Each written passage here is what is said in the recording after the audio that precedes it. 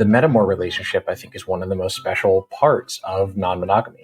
And so to see the way that two people who weren't directly in a relationship themselves, but shared a partner, had this really special connection, intimate, certainly in some ways, almost like a sibling type relationship where you may not be fully on the same page as the other person at the same time, but you hold this common bond.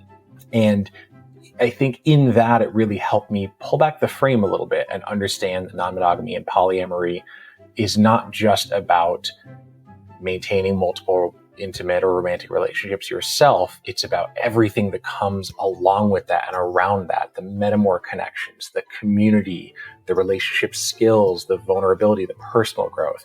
That to me was when I realized that non-monogamy is so much more than just dating multiple people. Welcome to Normalizing Non-monogamy, the podcast where we interview incredible people from all over the world to hear their personal journeys of self-discovery through the lenses of love, sex, and relationships. Our mission is to show people that they're not alone and to inspire them to embrace their true selves so that together we can open minds and live authentically without shame.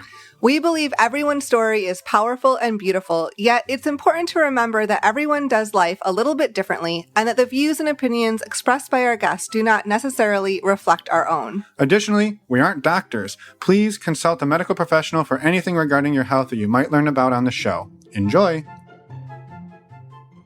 Welcome to episode 341. We're Finn and Emma, and today we have another interview for you. This one is with Brett. It is incredible. Brett has been exploring non-monogamy for the last several years. It's looked different ways.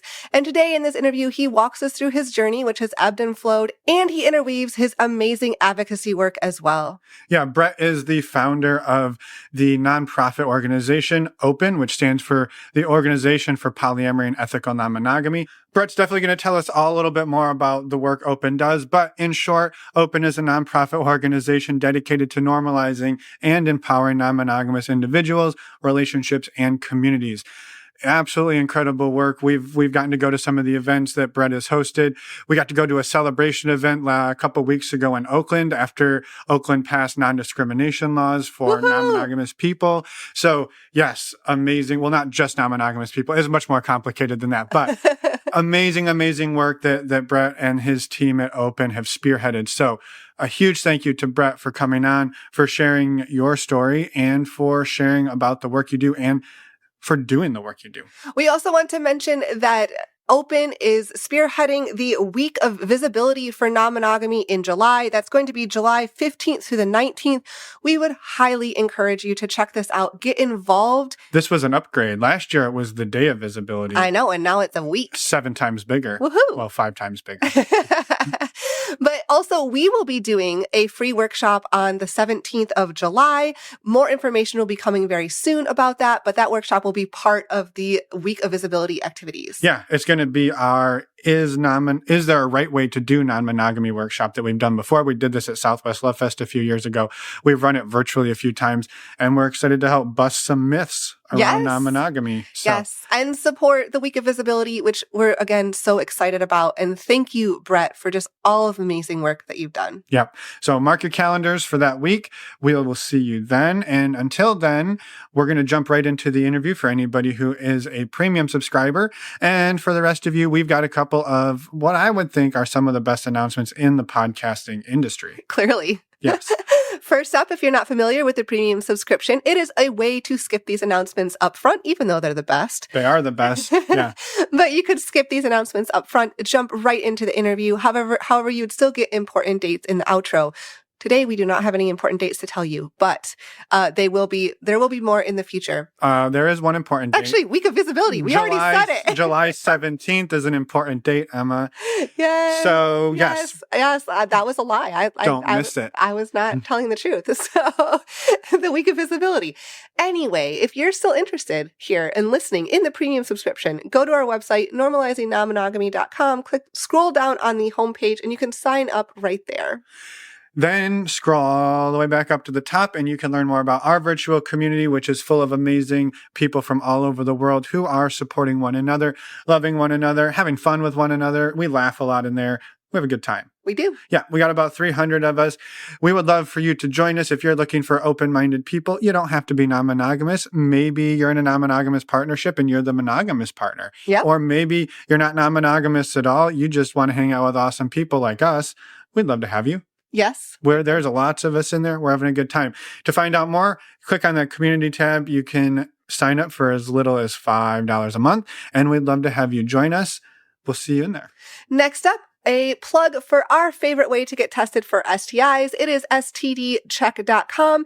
You can use the links on the resources page and get $10 off a 10-panel test, making it only $129. And you get to support the podcast and the show, our work in the meantime. And the best part is you get to know your sexual health status. Again, STD Check is a service that Finn and I use. We love it. It is so simple and discreet. It is just a great service. So go and check it out. I couldn't agree more, Emma. That's why I use it. Yes. All right. With that, we will just tell you one more time to send us an email. Send us an email. We would love to have you send us an email, send us a voicemail. We would love to hear from you is what I've been trying to say. Not doing a great job of it. I got all tongue-tied, but you can do that on not on the community tab, on the contact us tab of our website. I don't know. You know how email works. Tell us what you think about the show. If you want to come on the show, yeah, just figure it out. I'm done getting tongue-tied here. You could also send us a voicemail. That's an option as well. Bonus points if you're more tongue-tied than I am. Anyway, we would love to hear from you. And now I think we're all set with these announcements. We'll jump into the interview with Brett and we'll see. Best announcements in the whole podcasting industry. True. And we'll most tongue-tied announcements. All right, here we go, Brett. Let's go talk to Brett. We'll see you on the other side. Welcome, Brett, to the podcast. We're happy that you're here today. I was just going to say it was a nice sunny day, but that was yesterday. Today's not quite as nice as sunny. Well, and yesterday was Brett's birthday. So happy belated birthday, Brett. Yes. Thanks so much, Emma and Finn. And thank you for being here. We would absolutely love to start just by having you introduce yourself. Yeah, my name is Brett Chamberlain. I use he, him pronouns. I'm the founder and executive director of an organization called OPEN, which stands for the Organization for Polyamory and Ethical Non-monogamy. But of course, OPEN is just a little more concise. We are an advocacy nonprofit working to advance cultural acceptance and legal rights for non-monogamous families and relationships of all varieties. Concise and convenient that the lettering worked out that way to spell exactly. Open, huh? Yeah. Total coincidence, I'm sure. We're super excited you're here. Super excited to shine a little more of a spotlight on the work you and Open are doing. And also, I mean, many of the Open's board members have been on the show in the past. And so we're very familiar with the work and excited to have you here, Brett. So yeah, again, thank you for being here. Likewise, I've been looking forward to getting the chance to chat with you. Yeah, well, maybe let's dig in a little bit to the personal side of Brett and maybe what does, non-monogamy look like for you today? And then we're going to kind of figure out how in the world we got here to where you're founding organizations to drive forward the sort of equality and inclusivity of non-monogamy. Yeah. So, my journey into non-monogamy was, I think, non-linear, like many people's. Started exploring quasi-open relationships when I still lived on the East Coast, but it was a time that I didn't really have much of the vocabulary or really awareness of non-monogamy or polyamory. And there were certainly some road bumps in that. When I moved out to the Bay Area in 2016, I live now in the East Bay of the California Bay Area. I found myself living with some roommates who were polyamorous. They were a polyamorous couple. And so I had the chance to really see firsthand quite what it looked like in practice and to learn some of the core skills from them. I thought this looks pretty great, actually. I saw this lovely, thriving, healthy relationship that wasn't just a relationship as an island, but a relationship as an archipelago, connected and networked with this other range of really beautiful connections that were able to provide meaningful support and joy to one another. And that really sparked my curiosity. My pathway into it individually was a little bit more through the Bay Area sex positive scene. So by chance, I ended up at a party that had a play space and connected with a really wonderful community of folks, met my the person that I would go on a date for some years at that event. And that really was my full immersion into the non-monogamy and sex positive scenes. And of course, it's continued to be a learning journey. I think that, all of us are called to continue to work on building our capacity for relationships, building our relationship skills, no matter how many of those relationships we sustain. But I've just really enjoyed being immersed in a community that really puts an emphasis on building relationship skills, on supporting one another in relationship, on giving relationships room to breathe and grow and take whatever shape or form they need to. And so it's been really not just deeply rewarding for me, but frankly transformative in my life, because of course it's led to me being in this position and doing the work that I'm doing now. Amazing. Well, I love the sort of high level overview, and I'm excited to kind of dig in a little bit to it. And also I think it's funny, the vision that maybe people get sometimes when they come to the Bay Area is like, you think you're going for coffee and you wind up at a sex party somehow. And it's just like, oops, I didn't know. But it's not quite that fluid, I don't think. No, but it's, no. It's not. But it's not. It's not. Right. Yeah. Yeah, I think there's opportunity for both. Yes. Yeah, exactly. Right. The joke that you can't throw a stick without hitting a non-monogamous person in the Bay Area is like not wrong. I mean, we shouldn't go throwing sticks around, but. Yeah. Yep. Fair enough.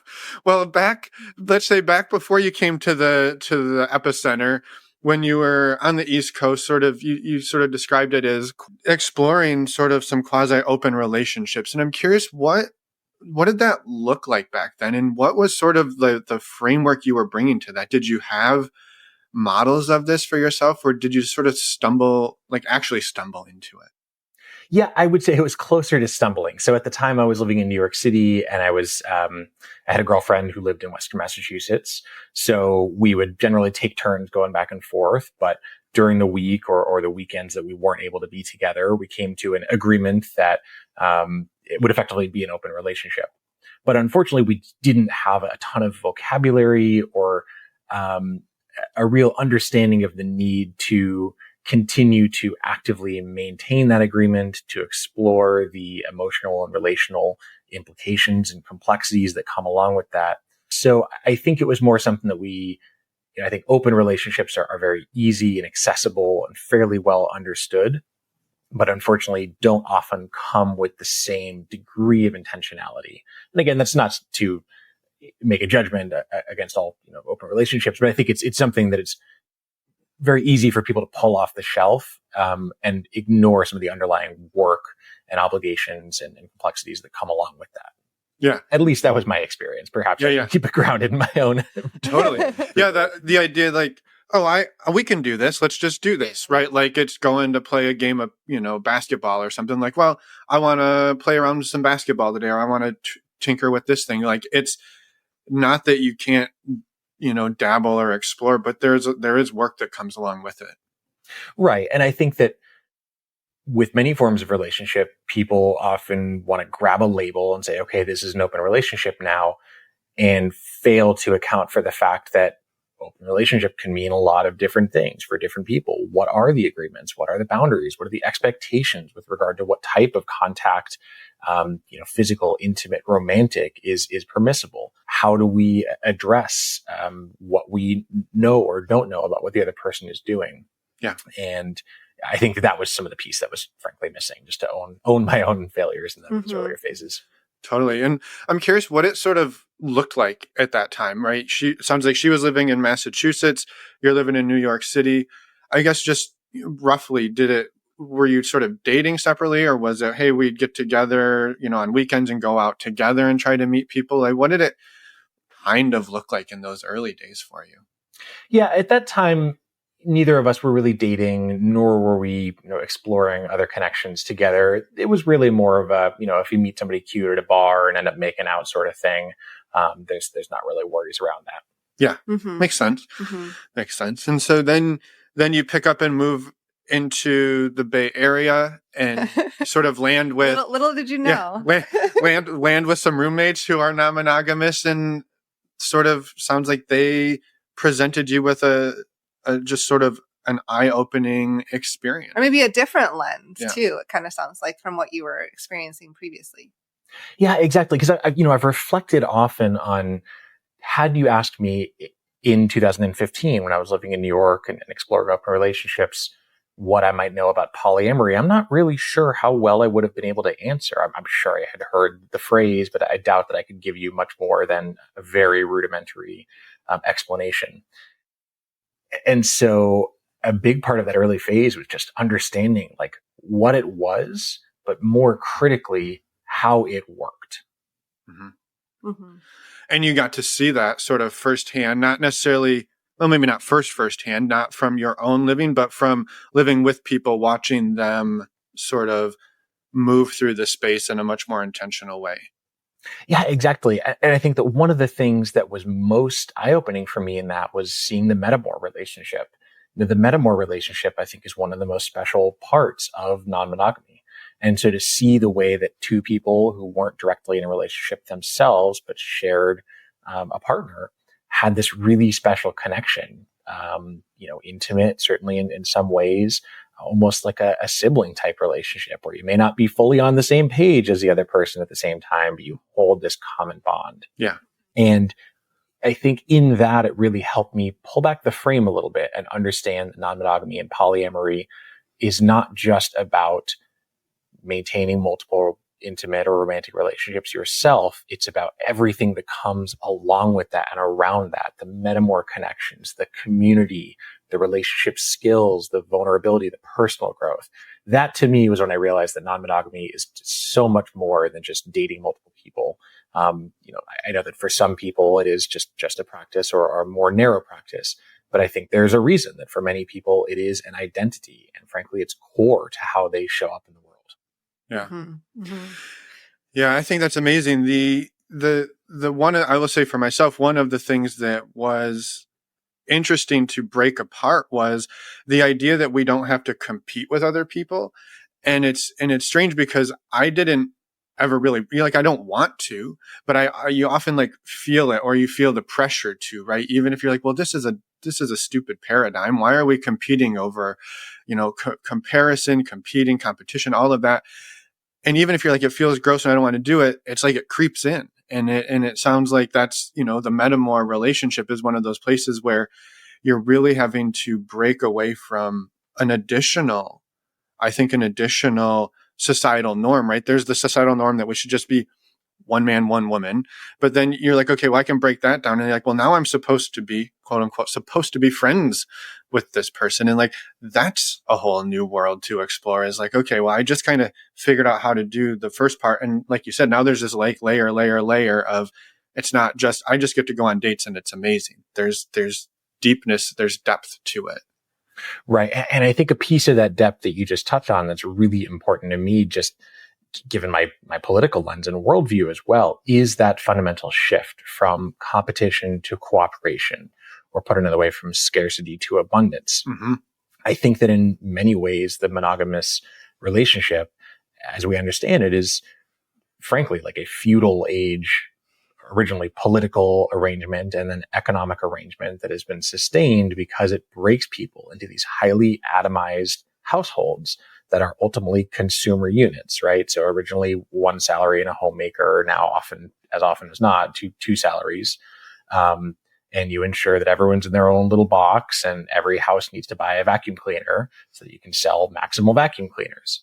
Yep. And I think non-monogamy is part of a shift back towards more cooperative ways of living, where we recognize that human beings, frankly, have evolved for hundreds of thousands of years in tribal communities where we were in, tightly networked groups where people looked out for one another. And I think that is incredibly important for many of the challenges we're facing as a culture and as a society today. Mm-hmm. Yeah. So, yeah, I appreciate that. And one thing you touched on just before that was around the delineation between an identity or non-monogamy as an identity or polyamorous as an identity. And just for yourself, where do you fall on that spectrum? Because we do talk to people who are like adamantly like, yep, it's my identity, and others who are like, no, it's sort of just, it's a thing I do. It's maybe one of my part of who I am, but not who I am. Yeah, I mean, this, I think, is one of the three great questions that the non-monogamy community likes to debate. Yep. The other two, of course, being the ethics of hierarchical polyamory, Yep. and finally, whether or not polyamory constitutes, or non-monogamy broadly constitutes, a queer identity or should be considered as part of the LGBTQ spectrum. So those are the three great philosophical and in many ways, frankly, strategic questions around non-monogamy. Yep. To your question about identity versus practice, to me, it does feel like part of my identity. I really struggle to imagine being in a closed monogamous relationship. And as I mentioned, I think that the values of non-monogamy are deeply interwoven with my personal values and with the way that I move through the world. So it feels quite intrinsic to me. Now, I think at the end of the day, there's not any one answer to this question because it varies from person to person. And from a strategic messaging perspective, just, this is, of course, the lens I often take, given that advocacy is my primary role in the non-monogamy space. From a strategic messaging perspective, it doesn't really matter because we already grant people non-discrimination protections based on a range of non-intrinsic characteristics of their person, right? So things like marital status, things like religion, are not, certainly many of those can be part of people's identities, but they're things that people may assume throughout their life and aren't necessarily, born with.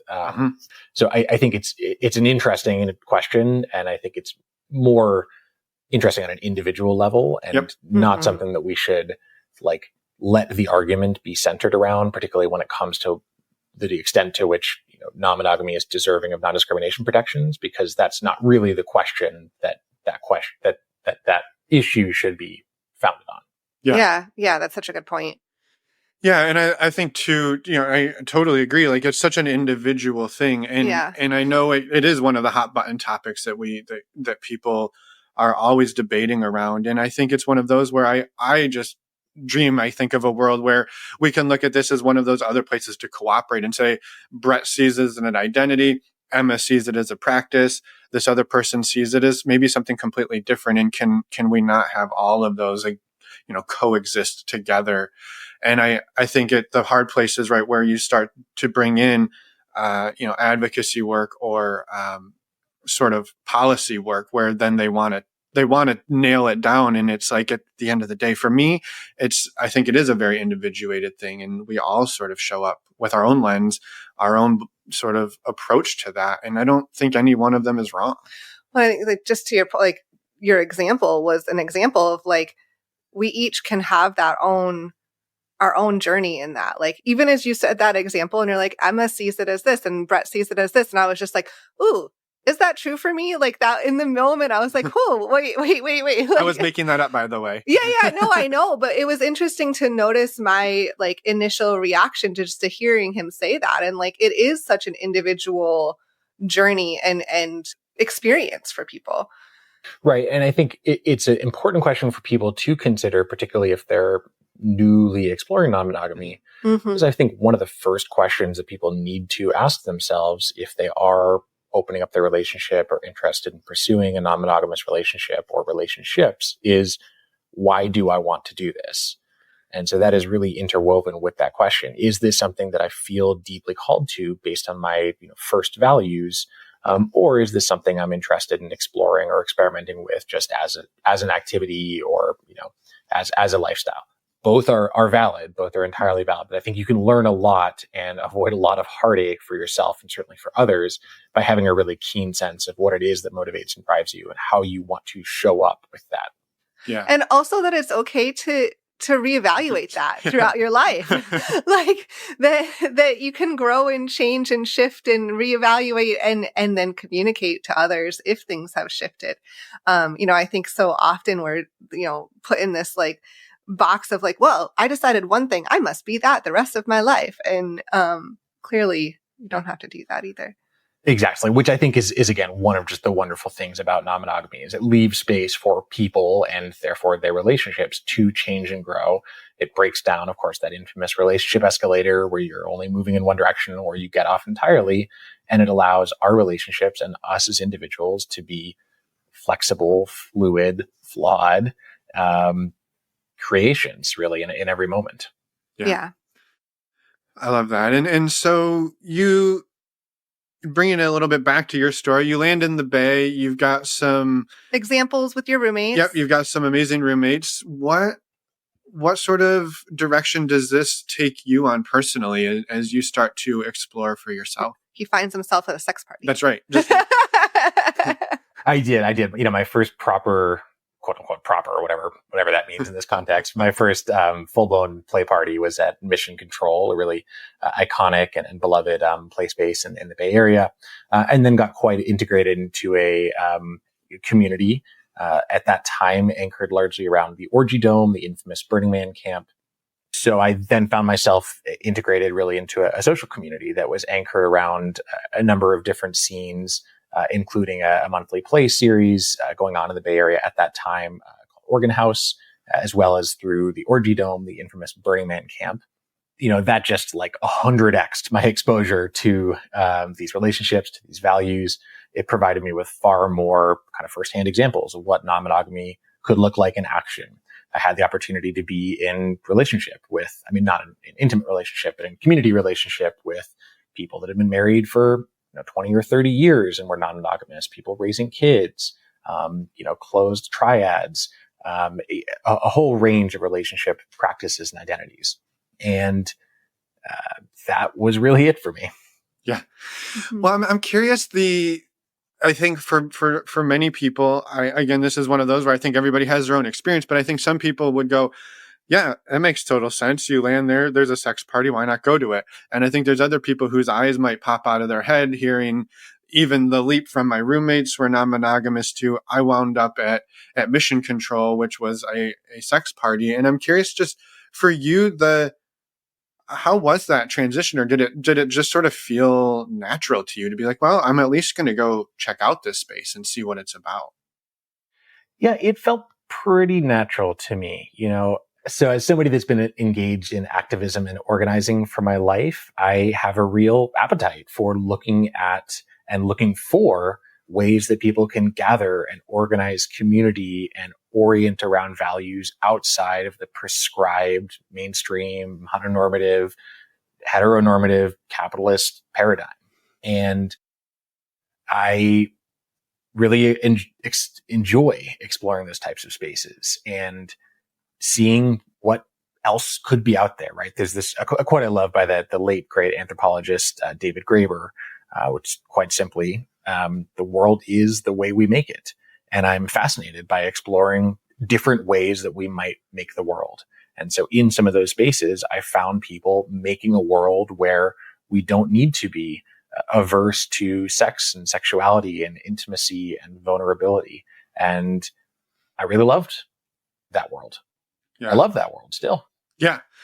Yeah. Well, I think it's that openness to say, you could go to an experience like this. You could go to a party, and what will that make my world? Right. And, in one sense, you could say, well, it doesn't have to make my world anything. I could go, I could experience it, I could leave, and I could never go back. And my world is relatively unchanged. Or I can go, I can have this experience, and if I'm open to it and it feels right, it could open up my world in a way and change my world in a way that I can't even imagine what would be coming next, or what would be coming in 5 or 10 years down the road if I'm open to that. And that's not to say if you're not open to it that you've somehow failed or you're closed-minded. I think it's just sort of two of the ways you could approach that. Yeah, I think that these types of spaces, like so many transformative or radical spaces, provide a bit of a choose your own adventure. So if you want to go and, fuck around and, meet some cute people and, then go home and continue your life, fairly as it was, that's fine. That's great. And if you want to go deeper, if you want to confront your insecurities, if you want to build your capacity for communication, if you want to learn how to assess your needs and desires and express them and be ready to receive a no, if you want to confront, I think I said insecurities already, but that's probably an important point. So I'll say it again, whether that's relational or emotional or physical, right? Like being naked, dancing around other people. So there's just, it's almost a petri dish, and that's a terrible metaphor given the context. But we'll stick with it. Maybe we'll say it's it's rich soil for Yeah. you to grow whatever it is that you want to grow in that space. Yeah. Yeah. Yeah. I often think of it as like a sandbox. You get to go in and play with it and see what feels good. Build what you want to build. Yeah. Build what you want to build. And then, you'll find, I think you often find people who migrate to your corner of the sandbox, be like, I like what you're building. I'm going to build that for a little while. And then you'll find people on the other side who are building something completely different. And that's okay. And like, just because we're all in the non-monogamy sandbox doesn't mean we're all building the same thing or want the same thing or that we can't move around it and shift and change. And I don't know, I just can really appreciate your sort of openness to the exploration and creation of your own adventure. Right. And, you touched on something important there, and that is that the non-monogamy scene, if you will, is not one thing. It's a whole range of things, right? So if you want to go and connect with the dance people or the cuddle people or the people doing, medicine work or the people that, work their tech job and want to go and just unwind and, party, like there are just so many things in that space. So it's a world of worlds. It's just a world of worlds oriented around a certain set of core values that I think run through them. Mm-hmm. Yeah. And you can also I agree with everything you said. It was beautiful. And you don't have to, you can be non-monogamous too and not be in those spaces. And I think you can choose hey, you can try different things this doesn't really, these spaces don't really work for me for whatever reason right now in my life. I don't know. And you can still take that and practice relationships how they work for you. It is an important one, right? Not all non-monogamous people go to sex parties. Not all people that go to sex parties are non-monogamous. I think, my personal journey, and I might argue that the Bay Area non-monogamy culture generally does imply, I think, more of a conflation of those two than is certainly, I think, the case for most people. Yes. And it does risk further reinforcing, I think, one of the biggest stereotypes or stigmas about non-monogamy is that, it's a sex thing. Yeah. And we shouldn't be ashamed of the sexual dimension and communities and spaces that are interwoven with non-monogamy for many folks. But I do think it's also worth disambiguating those two. So I appreciate you making that point. Yeah. Yeah. They're not necessarily one and the same. Right. Exactly. Right. Yeah. Right. Totally. But yeah, there shouldn't be shame around the sex parties either. That's the beautiful part of being human. Mm-hmm. Well, and so for you, Brett, you started getting experience in various communities, started getting exposure to the ways other people could do it. It sounded like, long-term non-monogamous partnerships with children and larger, maybe polycules. And how did that sort of start to transform your experience here living in the Bay, moving from not necessarily from sex parties to something different, but just adding to that experience? Yeah, it was a couple factors really converging. So to wind the clocks back a little bit, as I mentioned earlier, I've been doing activism and organizing for my whole life. I'll date myself a little bit by saying that I really came of political consciousness just at the beginning of the Iraq and Afghanistan wars. And I still remember when my parents brought me to a protest against the invasion of Iraq.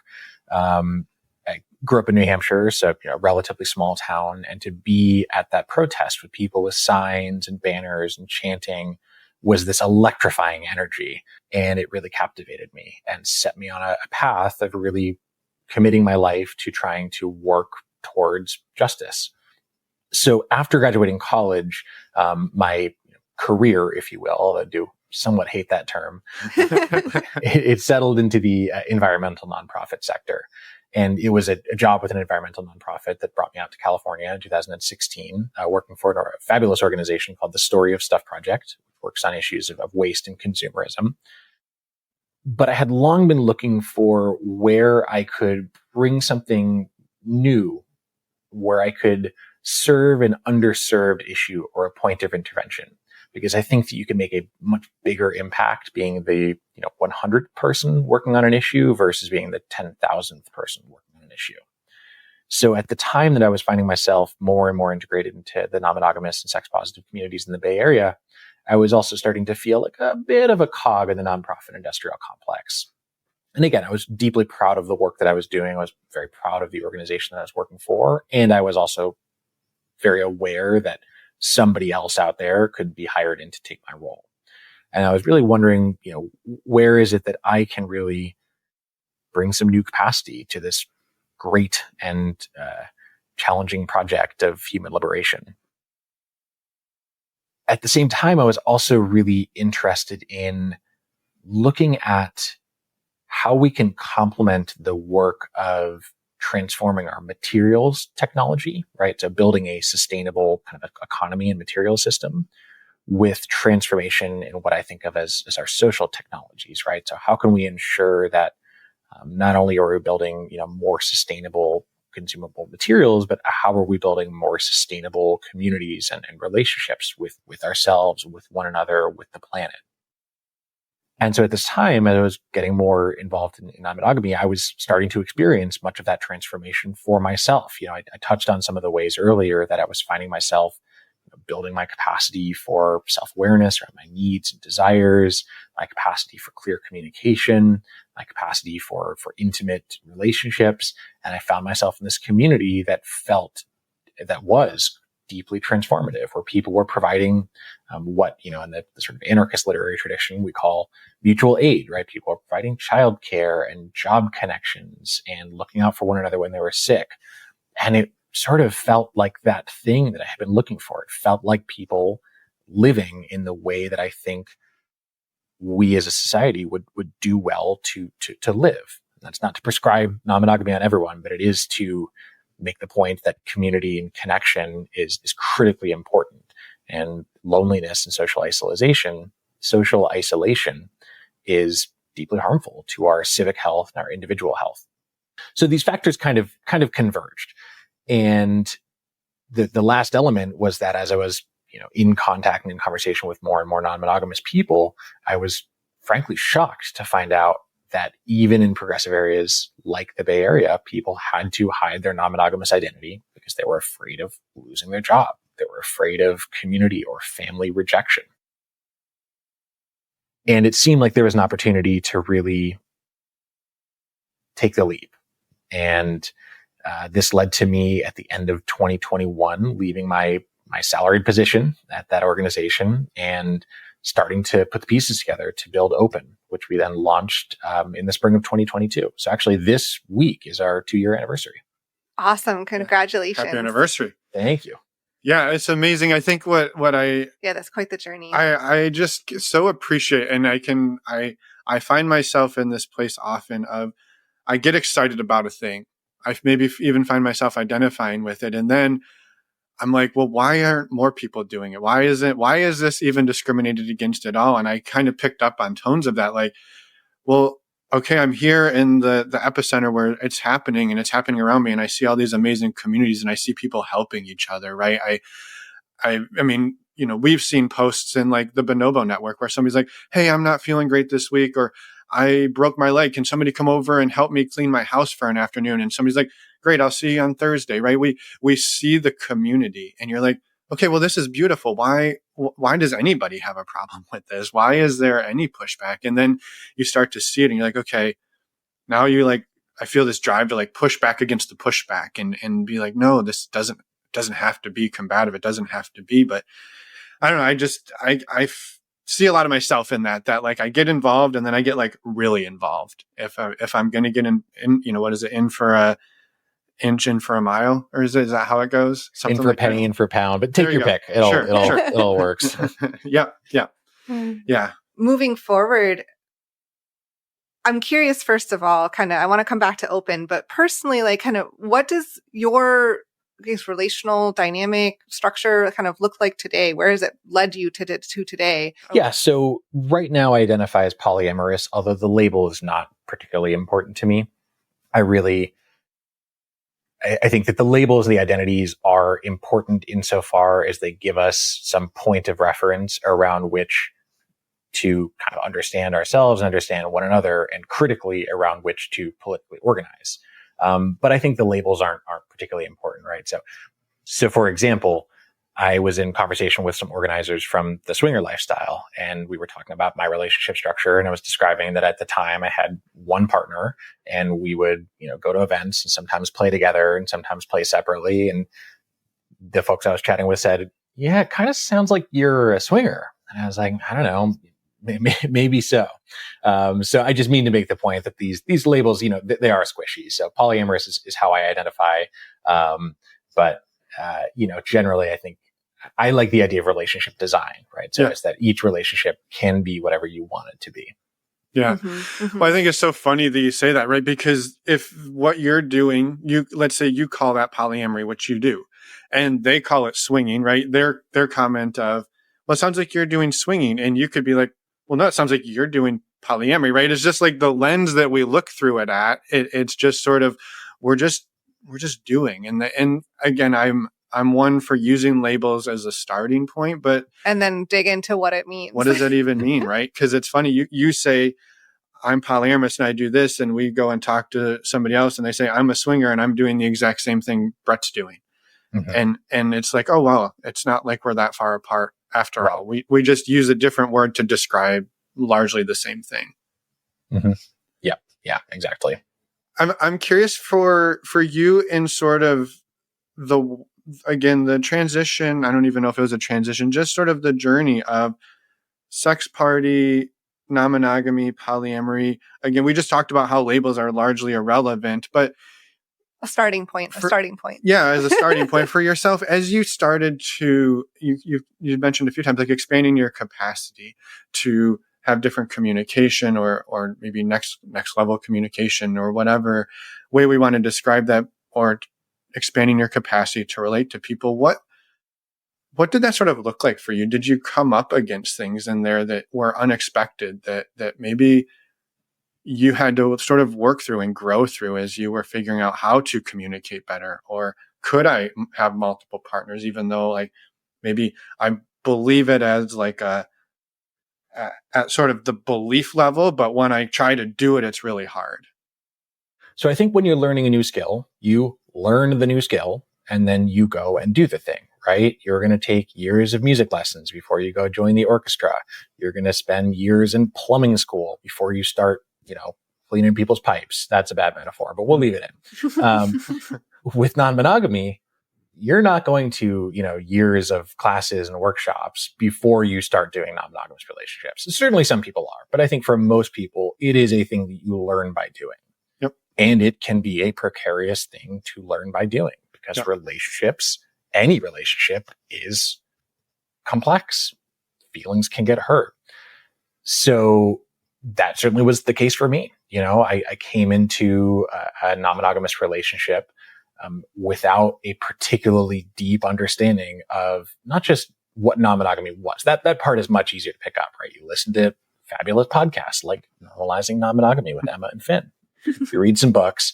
I think that the harder piece, and the piece that just does take more time and frankly requires making mistakes and then reflecting on that, is understanding what non-monogamy means for you. What are my vulnerabilities and insecurities that are going to get tripped up and triggered? What are the things that are hard for me to talk about? What are the patterns from my own previous traumas or ways of being in the world that are going to continue to cycle? And how do I work to break them or just even account for them? And so this is, another one of the pieces that I tell people when they ask me, hey, I'm thinking about exploring non-monogamy. What should I know? The first one that I touched on earlier was know why you're doing it. But the second thing that I always tell people is do the self-work, right? Like do the self-work, get your house in order, make your bed, metaphorically, also literally too. And wash your sheets while you're at it. And wash your sheets between partners. But yeah, like to get in there and to do your own work, like that is part of life and part of doing something that's more complex. To your point, it does take effort, it does take work, and we're all responsible. Like that's not to mean that things can't come up and things don't change and all of that, but like we're responsible for our own selves and our own self work and growth throughout this. And it sounds like, you've definitely run into some of that as well. Yeah. Well, and I think too, what is really interesting about this one, and this is, I think, sort of what you were touching on, is with a lot of skills, my brain's stuck on basketball today. I don't know why, but it is, right? You say, well, I've always dreamed of going and playing basketball with this group of people. And so I've never picked up a basketball, so I'm probably not going to fit in there. So let me go and practice, and then I'll show up and play some basketball and I'll be relatively good at it, because the game of basketball over there is pretty much the same way I could play it in my backyard, at least how to shoot it. And I think when we bring in relationships and you bring in other people, you go out, you practice, and then you go to dribble that ball, and it's not a ball, it's a different shape and it bounces a different direction. And you're like, okay, well, I don't understand. The balls are different. The people are different. I'm different. I thought I was good at this, but then, and so you're like dealing with all of your own reactivity, your own stuff you're bringing and all of their stuff. And so there's, in many ways, there's no way to like fully prepare to just say, okay, I have quote unquote done all the work. I can now go do the practice. It's sort of this, you're weaving in practice, hurt yourself, hurt somebody else, break something, repair it, do some more work, try again, hurt somebody, hurt yourself, break something, try. Like it's this constant iterative process that is hard to know, like when can I go try it? When is the right time to dig in or trust myself that I can navigate an experience? Yeah, I think that's a great example. And you touch on a couple important points there. One being that just, the work is never done, right? As you point out, like the work of self-growth, like we will never be done growing. I mean, it's a joke I like to make too. Sometimes I've made a partner and say, yeah, I had a great therapy today. Like all done. I'm all healed. Everything is fixed. And of course it's never like that, though we might wish it were. So I think the point there is not, okay, work on yourself and fix your shit. It's learn how to work on yourself. Yeah. It's about the meta skills. Same too with relationships, right? Like no one is going to learn how to do a perfect relationship because every relationship is different. It's learning the meta skills of like, what does it take to sustain a healthy relationship? What does it take for me to recognize when I make mistakes and hold myself accountable for them, and not to expect that I will show up perfectly every time, that our relationship will be totally smooth sailing all the time and free from conflict. It's about how do you live in an imperfect world as an imperfect self with imperfect others. Yeah. Mm-hmm. Yeah. And wonky basketballs sometimes. Yep. Yeah. And personal growth is an ongoing journey, right? It's an ongoing journey, and we have to each like figure out where we're at in that journey. And then it's like you conquer one thing and then you feel like you conquer one thing and then you're like, something else. And like, that's just part of life. And it's so, but it can be really discouraging sometimes and exciting when you're like, when you see growth. And I think like there's just non-monogamy or actually relationship designing the relationships that work for you, learning how to do that is such a beautiful opportunity to work on those skills for yourself. Not that you can't do it other ways, you definitely can, but this is like putting it on another level, I think, in a lot of ways to try to have to work through that stuff for yourself. And I guess, kind of moving into, this a little more the work you do with Open, you started 2 years ago, and I'm curious kind of where you're at today and what you're excited about moving forward. Yeah, I am really excited about where Open is at and where the overall non-monogamy movement is at. I think that people that have been in this space for a while have all observed that there is a real moment that has arrived. Many people link it back to the pandemic and say, we all went into isolation and realized that maybe we didn't want to spend every minute with that one other partner. We realized the importance of community and connection. I think that the jury is still out to what extent that's just a valid, has any meaningful explanatory value, but that's neither here nor there. Either way, the wave is cresting. There's a critical mass moment, I think, that is arriving for non-monogamy. I'm really excited that Open is part of that work at this time, because I think that there has been an incredible foundational work done by thinkers and educators and advocates and organizational leaders to help build the vocabulary, help us build the individual capacity to have successful relationships. And I think that as we've kind of, I don't want to say solve, but just I'll use that word for lack of a better one, like solve some of those first order problems, like how to do non-monogamy, like at an individual and community level fairly effectively. Now we're starting to say, okay, now what are these systemic barriers outside of ourselves that are making it challenging to live in this way? And people are starting to see that there is a broad social stigma against non-monogamy in the culture at large. People, as I mentioned earlier, are afraid of losing their jobs. They're afraid of losing housing. They're afraid that their non-monogamy will be brought up in a custody dispute.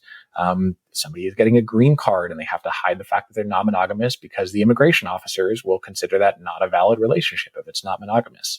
A whole range of legal and cultural issues that are really overshadowing all the joy and beauty of non-monogamous relationships itself. You'd think I'd be able to say that word given how often I say it. It's a tongue twister. It happens to us too. We worked it into our name, so we decided we were just forever beholden to trying to use it. So yeah, it's a tricky one. I often wonder how many times I type non-monogamy in a given week. I think it's probably a couple hundred. Yep. Yeah, my phone auto fills it, but it always capitalizes it now, and so then I feel like I should go back and make it lower. It's a whole big thing. These are the problems we're dealing with over here. Yep. I wish that was it. I wish that was it. These are the biggest issues in the non-monogamy space today: are whether or not your non-monogamy is capitalized and how many times, or how we pronounce it. Right. But yeah, sorry, didn't mean to interrupt. None at all. So let me zoom in then a little bit more to what Open is working on specifically. So our work focuses on three major strategic areas. So first is just supporting people in the non-monogamous community, supporting non-monogamous families and relationships. So we do this in a couple ways. This looks like publishing educational resources. So at the end of last year, we published a end-of-life planning and death care guide for non-monogamous families and loved ones to help people navigate the complex and quite emotionally fraught process of having an end-of-life planning conversation. Like many of our systems, the death care field is set up with one particular type of family and relationship in mind. And that can mean that there are some real complex hurdles for people that are approaching that process as non-monogamous folks. So that's one example of the type of resource that we're putting out. Another is our twice monthly free peer support circles that we're really thrilled to offer. And those just create a safe space for people who are practicing non-monogamy or are new to non-monogamy to come together and get support around what it is that they're facing in their relationships at that moment. So those are some of the resources that we provide to support people in the non-monogamous space.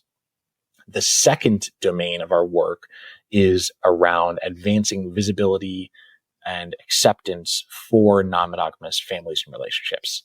So this looks like our social media, our media engagement work, really just trying to promote an understanding of what non-monogamy is and push back against the stigmas and the myths as well. We put out educational resources like our fact sheet that are really helpful for starting a conversation or providing to journalists that are writing about this topic. So we're really just trying to give non-monogamous people a voice in this conversation and really change the way that non-monogamous people are portrayed and talked about. The final piece of the puzzle is where I think that the rubber really meets the road. And so this is about building grassroots movement power to actually start to tear down some of those systemic barriers. So there are two major programs in that domain. The first is our Open Workplaces initiative. So this is an effort to advance inclusion and acceptance for non-monogamous professionals in the workplace.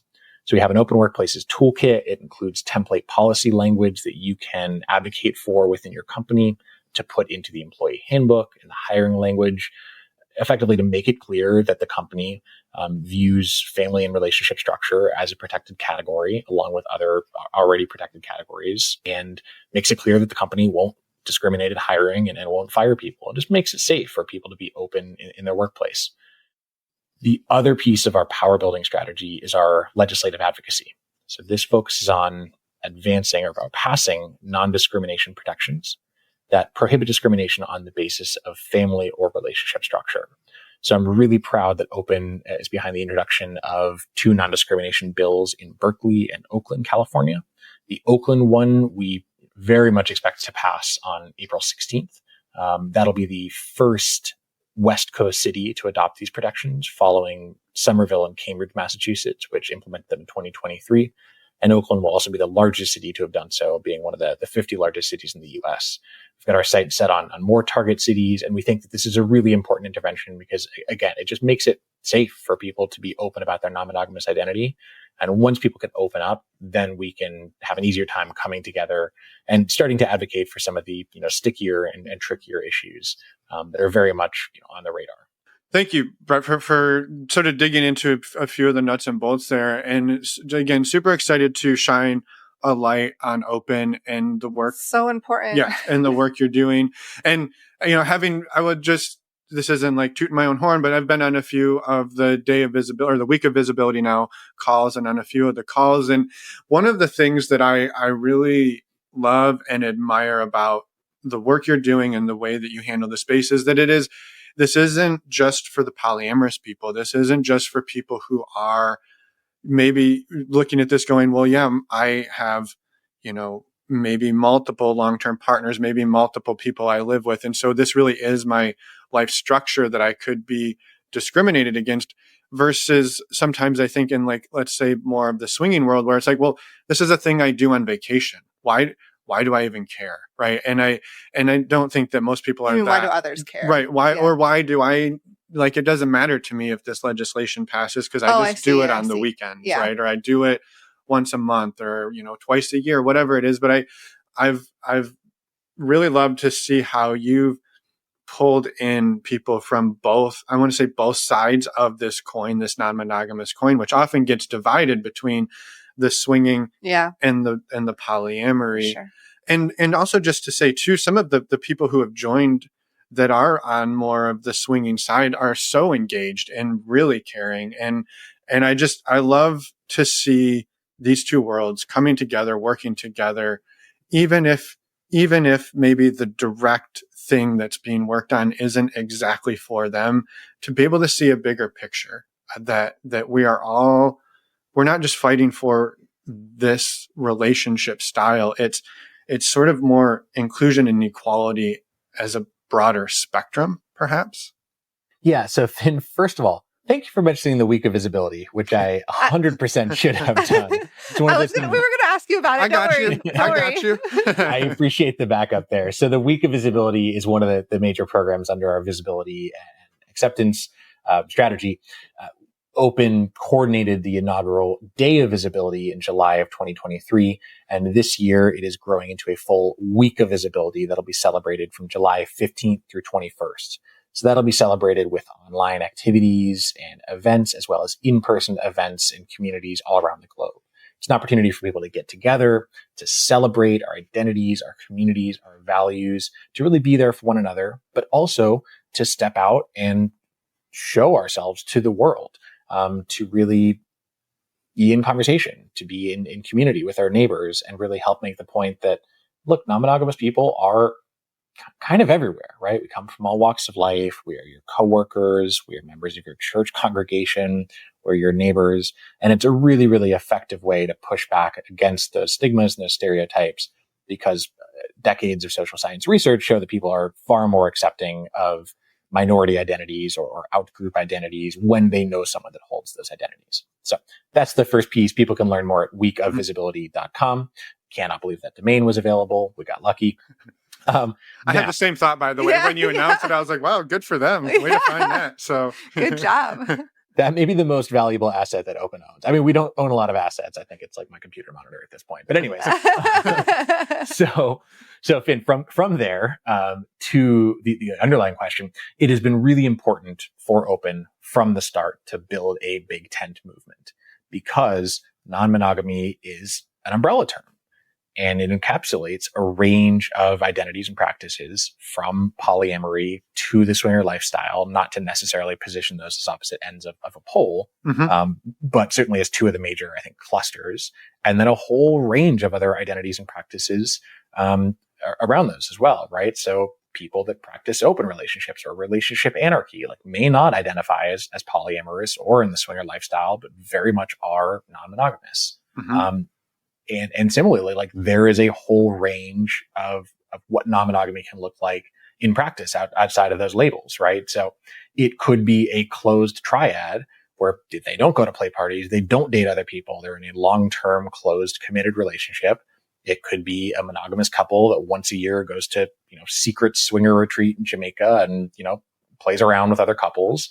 Or it could be, somebody practicing relationship anarchy and maintaining a whole range and network of partners. All of those people have a shared set of interests, largely having to do with the way that these practices, that anything non-normative, right? So outside the mononormative norm is viewed and treated in society. And so I think that's essential to open strategy, because we are far more powerful when we can bring folks together around a shared set of identities and interests. And so folks in the swinger lifestyle, I think, have somewhat been left out of this conversation. For a long time, it has been something that's very underground and secretive, and many people have been content with that. They find it hot. That's, great for them. But not everybody wants to worry that if they get spotted walking out of the, adult club, by their boss or pastor or whatnot, they're going to be outed. Not everybody wants to have to lie about where they went on vacation when what they really did was go to secrets in Jamaica and hook up with other couples. They don't want to have to lie to their coworkers when they get back and ask, where they got that great tan. So, people power gets things done, and creating a big tent movement is how we maximize our people power. Yeah. I love that. I think the other piece that comes to mind in this, and this is sort of one of the things that people who've listened to our show for a long time hear me say often, or hear us say often, is I think it's the idea that you don't know when you'll find yourself in that other population, in a different part of non-monogamy, in that other cluster, right? There's the one of the things we often hear swingers say is, yeah, well, we don't do feelings. And I often say, until you fall in love, right? That's, we didn't do them either until we fell in love. And I can also, you hear it on more of the poly side, like, well, I'm not into casual sex. I don't just hook up with people. I need emotions and feelings. And until you have that experience where you do, and now you are, it may or may not happen, but it's likely that it may. Or just the possibility that you may. Being open to that's what it is about. It's being about being open to the possibility of it. And that regardless, they don't have to be opposed. And I think that is really the beauty of the big umbrella that you're putting out there, is that we're not opposed. We're all working together. There is, sort of the critical mass needed to make this work. And we all can't do it by ourselves. So just grateful to have organizers like yourself in the space doing the hard work. And it's not necessarily the sexy work, right? Like, it's probably a lot sexier to throw a fun party than it is to do advocacy work, I'm guessing, but maybe you have your own. I mean, party organizing can be its own set of troubles too. I think the most fun is to go to the party and do neither the organizing. Don't do the work. It's interesting. I'll find myself, my work, obviously, this is my full-time job as executive director of Open. And so I will find myself at swinger clubs. I'm going to Naughty in New Orleans in June, the largest, lifestyle gathering in the world with like 2,500 people. And on the one hand, it can be really fun to be like, oh, I'm on a work trip and I'm here in the swinger club. And there's people fucking on the couch next to me. And at the same time, like, professional boundaries are still a thing. So like when I'm in those spaces, like, I'm in work mode, I do not take my clothes off. So it's, it's kind of fun. My more normie friends, or just friends that aren't in the non-monogamous space, we'll say, oh, that sounds like fun. You're going to go, fuck around at Naughty. And I'm like, no, I'm going to go table and like hand out brochures and stickers. I'm trying to get the word out there. Excuse me, do you have a moment to talk about policy change? Exactly. They're like, no, we're trying to get to the orgy. It's a tough pitch. I don't know. I'm hot for that stuff. I always say social impact is my kink. So, awesome. that'll stop me. Oh yeah. It's awesome.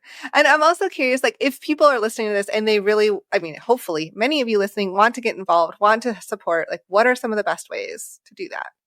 Yeah. So, if people are interested in learning more about our work and staying up to date on what we're doing, if they want to catch the word about upcoming planning meetings for the Week of Visibility or new resources, the best way to do that is to join our email list. So folks can visit open-love.org, click the join button at the top, or you can visit open-love.org/hello. And you'll see the buttons to all of our different social media feeds, our community Discord server where people can join and be in conversation with other organizers. And Open is a nonprofit. In 2023, which is our first kind of full calendar year operational, we were 97% grassroots funded. It's something I'm really proud of. It means that like we're not needing to compromise our political vision or our voice in the behest of foundation funders or corporate donors. It's also really challenging to sustain an organization fund fully on grassroots support. So we'd be really grateful for folks' support if they're interested in making a tax-deductible donation. So folks can contribute on our website, open-love.org/donate. And just to like make a little bit more of a pitch on that point specifically, or more of a point generally, and try and pull back from the pitch specifically, but looking at the size of the non-monogamous population, we know that conservatively 5% of American adults who are in relationships, that relationship is non-monogamous. Looking at younger generations, we know that fully a third of millennials and Gen Z say that their ideal relationship is something other than complete monogamy. So taking some of those numbers together, we're looking again at like conservatively 10 million American adults who are non-monogamous. And as we've touched on throughout this conversation, we are being impacted by a whole range of issues. So I think that there's a real demonstrated need for meaningful organizational capacity. If you look at comparable identity groups or comparable spaces, there are half a dozen organizations with millions of dollars of funding and dozens of staff members who are able to do the nitty-gritty work of organizing, who can be down there in the trenches, organizing policy conversations, putting together events. That is how change happens. Like it doesn't just happen on its own. It takes real people like dedicating real effort to it. And people also have to pay rent and eat. So that means like being able to raise money, to pay organizers to do this work professionally. So I just want to offer that, like, that's a little bit of, nonprofit, professional musings, but I do think that there's a real case that non-monogamous community in 10 years, like certainly should have multiple organizations, frankly, like Open, that are able to drive real resources and real expert capacity to making this change. But to do that, we just need folks' support. Yeah. Mm-hmm. Yeah. I'll maybe throw a little weight behind that, and I will call it a pitch, is the idea that a few things that I would just say to this. One is, if you are somebody out there who is wanting to make a difference and you're like, it's too risky, right? I can't put my name out there. I can't put my face out there. I can't get involved, but I know this needs to change, right? Writing a check, donating money is a great way. I also think too, there's so many people who are looking for community, and there's no secret that Emma and I talk about community all day long on this show.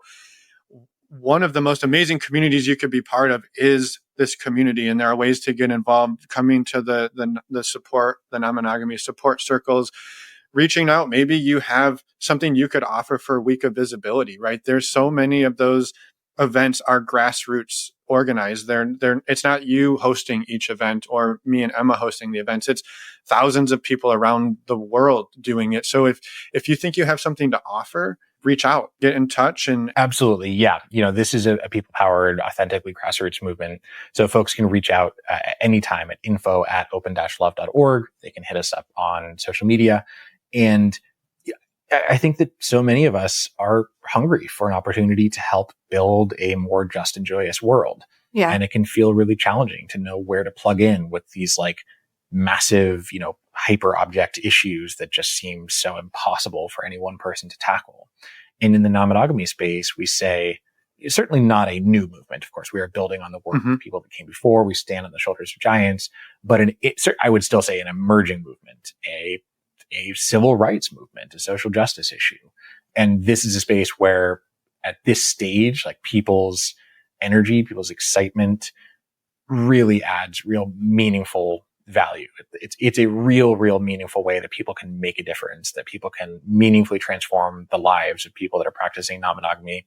And, as we touched on earlier, can really help build a more accepting, inclusive future where we put connection before competition, where we center compassion and consent and communication. And so I think that, not everyone needs to be non-monogamous, but non-monogamy and the skills involved in it are really part of the medicine that the world needs right now. So I really deeply believe that this is, not just important for ending the harm that non-monogamous people experience, but really can be something that provides deep, deep value to the world at large. Yeah, totally. And I would love people to be part of that. Yeah. Yep. I agree completely. We agree. Yeah, we agree completely. Wasn't trying to single you out. No, I know. Emma and I have opposing views. I'm just trying to chime in as well and just say yes. Yeah. And a quick reminder, anyone listening, like everything Brett said and that we've been talking about will be linked in the show notes. So you can just go there and find it all. Yeah. And just, again, I encourage you to get involved in some way, shape, or form if you can, right? If you have the time, the energy, the finances. And whatever, like at whatever level feels like you have the capacity for, like there is no right way to do this. Like there's whatever feels like you have availability in your life, whatever way you feel like you have availability to join, to help, to contribute, do the piece that feels like it fits in with your life. Yeah, there's this great Ken Kesey quote that I like. He said, put your good where it'll do the most. And that's going to look different for everyone because everyone's good is a little different. Yeah. So we really just want to invite people to share what they think their gifts are, what they have to offer, what sparks joy for them. Yeah. Perfect. Thank you, Brett, first of all, for the work that you're doing, the work that you've done and continue to do, and for being here today, sharing a bit about your story and for being part of the work that we're doing. So we're very grateful for that. Is there anything that we haven't asked about or touched on today that you want to shout out into the world while you've got the microphone today? Yeah, thank you so much, Finn and Emma, for having me. I've really appreciated this conversation and just really want to invite once again folks that are listening to this and are excited to be part of this movement to come on board. And I would love to hear from you, would love to hear your ideas, would love to invite you to be part of our work. So folks can visit open-love.org, learn more about our work. They can donate there, they can join our email list, or they can visit open-love.org/hello for all of our social media links or to join our Discord. And finally, folks can reach out to us at any time. It's info@open-love.org. We really see ourselves as being here, not to lead a movement, but to serve a movement. So we're really happy to hear from folks at any time. Yeah. Awesome. Perfect. And I would just say maybe one more quick thing is if you don't have to be non-monogamous to reach out, to join, to be a part of this movement, right? Allies are incredibly important. And none of this work is to convert or convince people that this is the way. It is simply work to bolster the resources that those of us who are non-monogamous have. So we know we have tons of people who are listening who aren't necessarily non-monogamous themselves. This is also a great way to get involved and support a community that maybe you care about, even if it's not explicitly yours. Yeah, I'm sorry, I don't want to draw us back too much into the weeds, but I do want to touch on that because allyship is really important. And it's also important to recognize that this work benefits more than just non-monogamous people. So to illustrate that, I mentioned the non-discrimination protections. The way that language is as drafted effectively prohibits discrimination on the basis of family or relationship structure.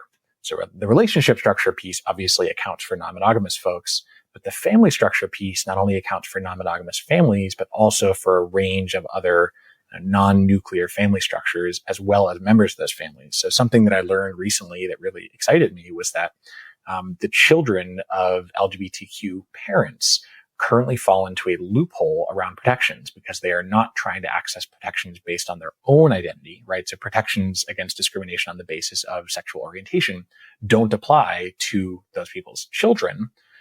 And so the family structure piece grants protections there. So I think it's illustrative of one way that this work spills over and is about a broader movement for inclusion and acceptance for everyone, and not just about non-monogamy people more narrowly.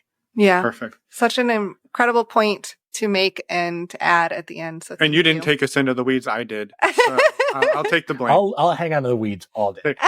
Perfect. Well, once again, thank you, Brett. This was wonderful. We look forward to continuing to sort of run in these circles together and work together to hopefully build, I think, just a more equitable world in general. And this is sort of our contribution. So thank you again for the work you're doing. Yes. Enjoy the rest of your day. Thank you both. It's been a joy to speak with you. I look forward to seeing you out there. And we're back. Whoa. All by myself. Growing up. And we are back. Thank you, Brett, for everything. Thanks for covering me just in case it wasn't good enough. It was habit. I've done that a few times to you. I earned that one. Thank you, Brett, for everything. We love the work that you've been doing. And we loved hearing more about your personal story as well.